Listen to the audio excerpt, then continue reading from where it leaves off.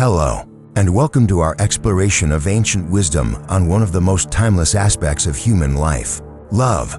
I'm your host, and today we're diving into Stoic wisdom for navigating modern love. Whether you're single, partnered, or somewhere in between, relationships can stir up a storm of emotions: joy, excitement, but also anxiety, disappointment, and confusion.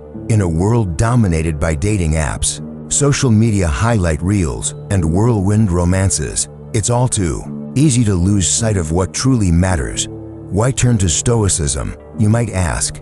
Well, the Stoics weren't just theorists, they were practitioners.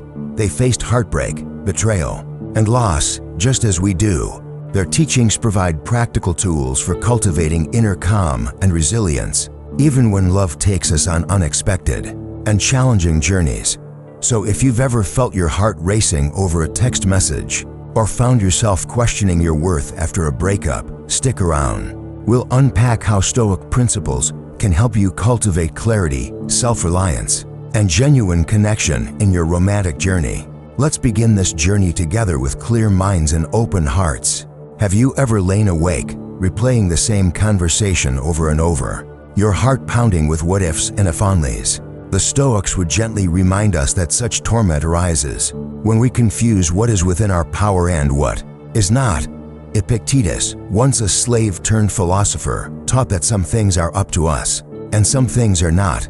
He urged us to train our minds like an athlete conditions the body, focus on intentions, attitudes, and actions under our direct command, and release the rest. Think for a moment. You cannot command another person's feelings, nor can you dictate when or whether they respond to a text. However, you can choose your tone, patience, and self-worth. Marcus Aurelius, emperor and Stoic master, wrote in his Meditations, "You have power over your mind, not outside events. Realize this, and you will find strength." When faced with romantic uncertainty, did they really mean that? Pause, breathe, ask yourself, is this within my control? If the answer is no, imagine placing your worries into a box, setting it aside for now. This practice isn't cold detachment, it's the ultimate act of care for yourself and others. By focusing on your own choices, how you speak, how you listen, how you honor your values, you free yourself from the anxiety of trying to steer another's emotions. You create space for genuine connection rooted in serenity rather than desperate longing. Seneca, writing to his friend Lucilius, advised, "But love only what happens to you and is woven with the fabric of your destiny. For what could more aptly fit your needs?" In other words, accept your partner's pace, their quirks, and yes, even their delays, as part of the unfolding story. When you respond to silence with calm curiosity instead of frantic fear, you not only preserve your equanimity, you signal respect for both your own boundaries and theirs. Practically speaking, the next time you feel your mind spiraling, "What did I do wrong?" anchor yourself into simple questions. What can I control right now? And what action will reflect my highest values? Perhaps you decide to send a warm, honest message clarifying your feelings, or maybe you choose to wait patiently. Without drafting a dozen follow-up texts, each deliberate choice builds inner resilience. By embracing this Stoic distinction between your sphere of control and the vast realm beyond it, you reclaim your peace, you become a beacon of consistency in the storm of modern romance, and in doing so, you offer your partner the gift of your fullest, clearest self.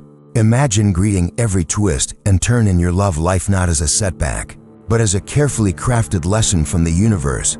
This is the heart, O Amor Fati, the Stoic embrace of fate. Rather than resisting painful moments and unexpected breakup, a harsh word, or a season of distance, we learn to welcome them as essential chapters in our personal narrative. Marcus Aurelius, writing amid the burdens of empire, counsels us, accept whatever comes to you woven in the pattern of your destiny. For what could more aptly fit your needs? When you read those words, feel the invitation to lean into life's design, trusting that each encounter, however painful, shapes your strength and clarity. At first, this may sound daunting.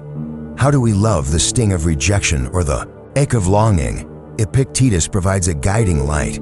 Don't demand that things happen as you wish, but wish that they happen as they do. That way you will be serene. Notice the shift from a state of victimhood to one-off partnership with reality. You aren't passively enduring fate, you are actively allying with it. A late reply becomes not a misfortune, but an opportunity to cultivate patience. A misunderstanding transforms into a mirror, revealing unspoken expectations and opening the door to clearer communication. Seneca, too, reminds us that adversity is our teacher. In his letters, he writes, "Difficulties strengthen the mind, as labor does the body." Apply this to love. Each emotional difficulty, jealousy, frustration, fear can fortify your inner resilience. When harsh feelings arise, pause and ask yourself, what is this moment teaching me about my desires, my boundaries, my capacity for compassion? By interrogating your emotional responses, you convert raw pain into purposeful insight. Practically, start by reframing a recent romantic challenge. Perhaps you felt hurt when plans fell through. Instead of journaling complaints, journal questions. What does this discomfort reveal about my need for reliability? Or how might I extend grace to both myself and my partner? Over time, these reflections become second nature, guiding you toward deeper self-awareness. Emotionally, practicing Amor Fati invites a sense of gratitude even for hardship. Picture yourself thanking a breakup for clarifying your values, or a disagreement for sharpening your empathy. This gratitude isn't forced optimism. It's a grounded acknowledgement that every experience contributes to your growth. Ultimately, by loving what happens woven into the tapestry of your unique path, you transcend reactionary suffering. You stand steady in the ebb and flow of human connection, rooted in the conviction that every moment, pleasant or painful, advances your journey toward wisdom and inner peace. In a world that often equates love with dependence, where romantic fulfillment is sold to us as a panacea for loneliness, the Stoics urge a different path. They remind us that true resilience springs from within, not from another's affection. Epictetus, once a slave who found liberation in philosophy, declared, "If you seek tranquility, do not seek to have events happen as you want them to, but want them to happen as they do." At its heart, this teaching isn't a prescription for cold detachment. Rather, it's an invitation to source our sense of worth and serenity from our own convictions and actions. Marcus Aurelius, balancing the cares of empire, wrote in his Meditations, "Very little is needed to make a happy life. It is all within yourself, in your way of thinking." Imagine the freedom of entering a relationship already rich with self-respect and purpose, rather than as half of a pair scrambling to be complete. When you ground your happiness in inner values, integrity, curiosity, compassion, you become less vulnerable to the emotional roller coaster of another's moods or choices. Seneca, counseling in the face of uncertainty, warned against handing over our mental reins. We suffer more often in imagination than in reality. We imagine that our partner's absence equals emptiness, or that a critical word equals rejection of our very being.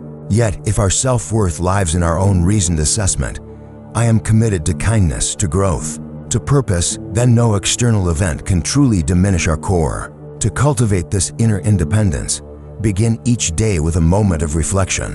Before reaching for your phone or seeking validation, ask, what virtues will I embody today? Regardless of the world's turn, perhaps it's courage in speaking your truth, or patience in listening. Write these intentions down. When emotional turmoil surfaces, jealousy, restlessness, fear, return to your list. You might say internally, "I choose courage over craving, calm over agitation." Emotionally, this practice transforms love from a need-driven acquisition into a generous offering. When you love from your abundance, your own abundance of self-respect, you gift your partner acceptance rather than pressure. You're present to share joy, not to fill a void. Consider a simple exercise. Spend an evening alone, pursuing a small creative project or enjoying a treasured hobby. Notice how your mood shifts as you lean into your own capacities for joy and meaning. That shift is the heartbeat of Stoic independence, recognizing that while relationships enrich our lives, they do not define our worth. In this steadiness, you become an anchor in both your own life and others. Your capacity to give and receive love flows unshaken by the whims of fortune, rooted firmly in the sovereignty of your inner character. Communication is the lifeblood of any relationship, and the Stoics remind us that truth without compassion can wound as deeply as silence. Epictetus teaches, don't just say you have read books, Show that through them you have learned to think better, to act better, to be a more reasonable and kind human being. In other words, our words are powerful only when guided by the twin lights of clarity and care. When you speak, let honesty be your North Star, but let kindness be the warmth that makes your navigation gentle, rather than harsh. Marcus Aurelius, amid the clamor of court intrigue, counseled himself, when you wake up in the morning, tell yourself, the people I deal with today will be meddling, ungrateful, arrogant, dishonest, jealous, and surly. But I have seen the beauty of good and the ugliness of evil, and have recognized that the wrongdoer has a nature related to my own, not of the same blood or birth, but the same mind. From this reflection, we learn to meet even difficult conversations with presence of mind. We speak our truth without demeaning the humanity of the other person. We remember that behind every harsh word may lie fear, insecurity, or past wounds. Seneca, ever the master of candid counsel, wrote to his friend Lucilius, "If you live according to nature, you will never be poor. If you live according to opinion, you will never be rich." Applied to communication, this means speaking in service of genuine understanding rooted in reason and empathy, rather than in the desire to win or be right. Before uttering a criticism, ask yourself, am I aiming to tear down or to build up? Am I clarifying my need or simply venting frustration? When we align our speech with virtue, every difficult message becomes an act of courage wrapped in respect. Practically, you might adopt a simple Stoic framework in your conversations. First, observe the fact without judgment. Second, share your feeling honestly. Third, express a clear, constructive request. For example, I noticed we spent less time together this week. I feel disconnected and a bit lonely. Would you be willing to plan one evening together next week? This approach, grounded in Epictetus's emphasis on intention and Marcus's practice of empathy, invites collaboration rather than conflict. Emotionally, speaking with honesty and kindness cultivates trust. Your partner learns that even difficult truths will be delivered with respect, that your intentions are anchored in mutual welfare. Over time, this builds a shared language, one where vulnerability is met with gentle curiosity, and where clarity and compassion walk hand in hand. In practicing this Stoic art of communication, you not only clarify your own needs with dignity, but you also honor the integrity of your relationship. You become, as Seneca urged, not merely a talker of philosophy, but a living embodiment of its highest ideals. In our frenetic, digital age, love often feels like a race, racing to respond, racing to impress, racing toward the next milestone. The Stoics invite us to slow down, to ground ourselves in the present moment, and to recognize that real connection cannot be rushed. Marcus Aurelius, in a rare pause amid imperial duties, counsels, confine yourself to the present. When you bring your full attention to now, free from regrets about the past and anxieties about the future, you discover a depth of intimacy that screens and schedules simply cannot replicate. What does it mean to be truly present with someone? First, it's the art of undistracted listening. Epictetus reminds us that our impressions, how we perceive the world, shape our experience more than events themselves. When you put away devices and lean in, your partner's words, tone, and pauses become vivid textures of human expression, not mere background noise. You show respect for their personhood, and in turn, you invite them into your own inner world. Patience is the fertile soil in which presence can grow. Seneca writes, "He that is everywhere is nowhere. Scattered attention leads to scattered affections." But when you commit to being fully there, whether waiting for a partner to arrive, listening through a long conversation, or allowing silences to breathe, you signal that their time, their voice, and their experience matter. This patience isn't passive. It's a courageous choice to honor the natural rhythm of relationship. Emotionally, practicing presence transforms every moment into a vivid opportunity. When you open your senses to the texture of a shared laugh, the warmth of a touch, or the vulnerability in a confession, you cultivate gratitude. You remind yourself that this fleeting, momentane exchanged glance, a gentle "I hear you," is the very substance of love. To make this practical, try a simple evening ritual. Turn off notifications for an hour, sit face to face without an agenda, and ask one open-ended question: what's on your heart tonight? Listen without planning your reply. Notice the subtle shifts in expression, the words that linger unsaid.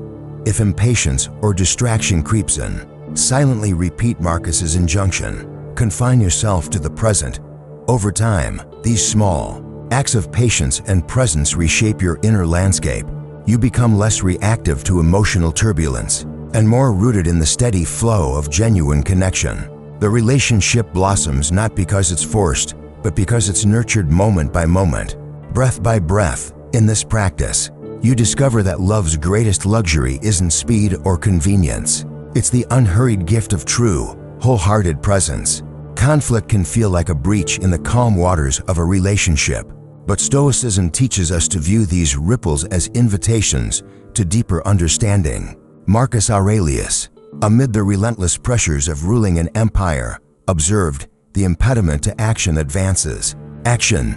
What stands in the way becomes the way." In other words, the very tensions that arise between you and your partner, those moments of misunderstanding or hurt, hold the seeds of growth if you approach them with curiosity rather than fear. Epictetus reminds us that our emotional distress emerges not from events themselves, but from our judgments about them. Men are disturbed not by things, but by the views which they take of things. When your partner's words or actions trigger you, pause and ask, what story am I telling myself about this moment? Am I assuming betrayal when perhaps they simply forgot? By recognizing that your interpretation fuels your upset, you reclaim the power to choose a more constructive narrative. Seneca, ever the advocate for resilience, wrote to his friend Lucilius, "Out of difficulties grow miracles." Think of conflict as your relationship's crucible, each disagreement a chance to refine your understanding of each other's needs and values. Instead of labeling an argument as bad, ask, what values are clashing here? Where's the misalignment between our expectations? This gentle inquiry transforms blame into shared investigation. Emotionally, this approach stirs empathy. When your heart races during a quarrel, silence the urge to react instantly. Take a breath, acknowledging your vulnerability. You might say inwardly, "I'm feeling unsettled because I care deeply." Then, turn your curiosity outward. What might they be experiencing right now? This dual awareness honors both your feelings and theirs, paving the way to calmer dialogue. Practically, you can adopt a Stoic pause when tension rises. Agree to take 5 minutes apart. In that space, reflect on Epictetus's teaching. First, say to yourself what you would be, and then do what you have to do. Clarify what you truly want from this exchange. Is it understanding, reassurance, or apology? Return with that intention clear and speak from a place of purpose rather than reaction. By reframing conflict as a path to intimacy, you shift from fear to empowerment. Each resolved misunderstanding becomes proof of your partnership's strength, each tension a doorway to deeper compassion. In practicing this Stoic art, you no longer flee from the storms of disagreement. You learn to navigate them skillfully, emerging on the other side with renewed trust and insight. In a culture that often equates romance with thrill-chasing butterflies in the stomach, seeking constant excitement, the Stoics offer a grounding alternative. Anchor love in virtue rather than fleeting pleasure. Marcus Aurelius reminds us, a noble character is sufficient to make a man secure against all the perils of fortune. When you root your relationship in shared values, honesty, courage, justice, self-control, you build a refuge more enduring than any peak of passion. Pleasure is transient, the rush of a first kiss, the excitement of discovery, the intoxicating glow of idealization. But these highs inevitably ebb, and if your bond depends solely on them, you risk feeling adrift when the tide recedes. Seneca warns, there's nothing more honorable than a grateful heart, and gratitude springs most readily when we appreciate character over circumstance. When you cherish your partner's integrity and kindness, you cultivate deep affection that weathers life's storms. Epictetus captures this when he asserts, if you desire to be loved, love. Notice, he doesn't say seek to be loved for your looks or for the thrill you provide, but rather love as an expression of virtue. This means showing up with generosity of spirit even in small moments, choosing to comfort rather than criticize, to listen rather than pontificate, to forgive rather than hold grudges. These are the quiet acts that weave virtue into the fabric of your union.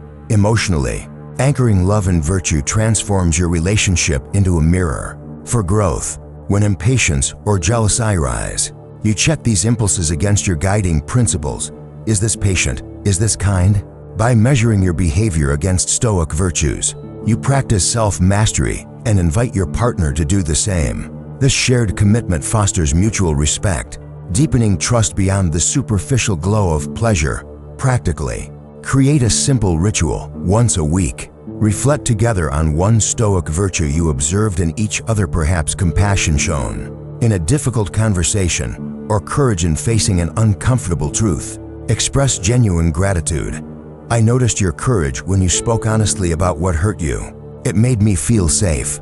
This reinforces the habit of valuing virtue and embeds it in your emotional landscape.